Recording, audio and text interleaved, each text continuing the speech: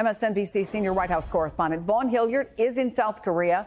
I'm also joined by Daryl Kimball, executive director of the Arms Control Association, which is focused on eliminating the nuclear threat. Vaughn, I also don't want to ignore the timing of this either. The president said that right before he met with Xi on trade. So other than a show of force, has the White House offered any reason for doing this?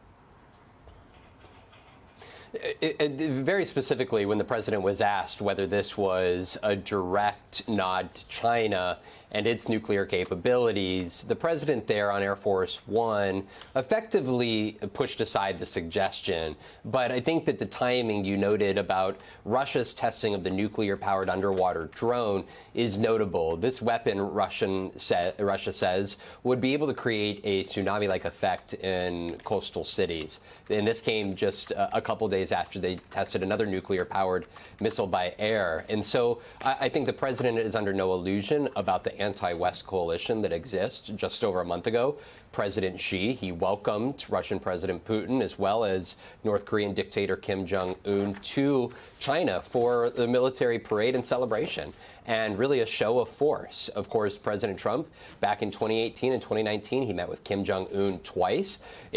North Korea effectively has only one trading partner, and that is China. And President Trump had called for the denuclearization of North Korea. There's no indication North Korea has taken any such steps, and even just last week tested new missiles. Then this is a moment here for President Trump in this suggestion that they will move forward with nuclear testing capabilities back in the United States is at least a message to China, Russia, and North Korea that the U.S. is aware of their activities in this alliance that has more forcefully been built up here over the last years. Vaughn, thank you for that. So, Daryl, I want to get your reaction to this announcement and the president's, at least part of his rationale, which seems to be other countries are doing it, so we should too. Well, if he's trying to send a message to the other nuclear-armed countries around the world, it's the wrong message and a very counterproductive message. I mean, as your report just said, the United States has not conducted a nuclear test explosion since September of 1992. We and Russia and China have all signed the 1996 Comprehensive Nuclear Test Ban Treaty. The United States does not need to conduct nuclear test explosions for any military, technical, or even a political reason. We've conducted more nuclear test explosions, 1,030, than any other nation on the earth. There have been 2,056 nuclear test explosions since 1945. So if Donald Trump is trying to send a political message, I think he's poorly informed. His policy is incoherent. Because what this would do is it would open the door for other countries with less of a testing pedigree to do so, to improve their own nuclear arsenals.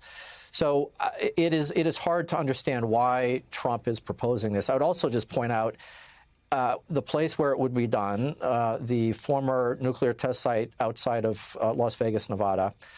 It would take many months and several hundreds of millions of dollars to prepare for a contained underground test explosion. And there would be very significant opposition from state officials, business leaders in Nevada and the Mountain West to any such move. And in Congress, there's already pushback.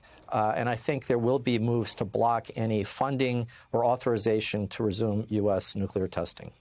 So, Daryl, let me play a little bit more of what President Trump said when he was asked about the way forward. Take a listen.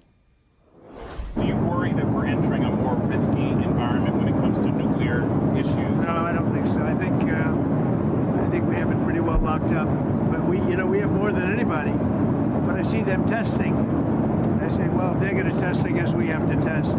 I'd like to see a denuclearization because we have so many, and Russia has so. Russia's second, and China's third, and China will catch up within 4 or 5 years. I think de-escalation would be, they would call it denuclearization, would be a tremendous thing.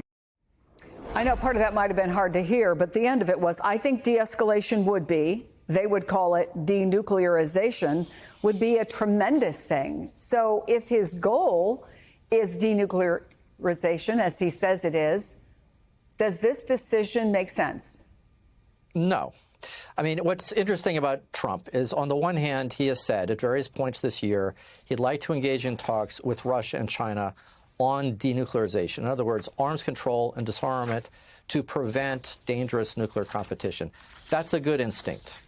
However, he's now threatening to respond in kind to perceived nuclear testing activities by other countries. By the way, there is no evidence, at least presented by the U.S. government or intelligence community, that some other country is conducting prohibited nuclear test explosions.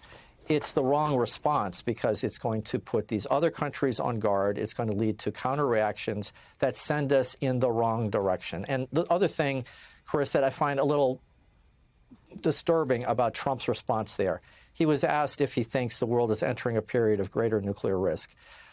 Everyone working in this field, and I've been working in this field for 35 years, understands very well that we are in a period of increased nuclear risk. We have nuclear flashpoints in South Asia, on the Korean Peninsula, over Ukraine, between the U.S. And NATO and Russia, with China over Taiwan. All of these potential conflicts or real conflicts could turn nuclear if they go wrong. So Donald Trump seems to be thinking in a very casual, laissez-faire attitude about the enormity of these decisions, of his statements, and I'm really concerned about the incoherence of what he's saying, what he's doing with respect to his goal of reducing nuclear risk and denuclearizing.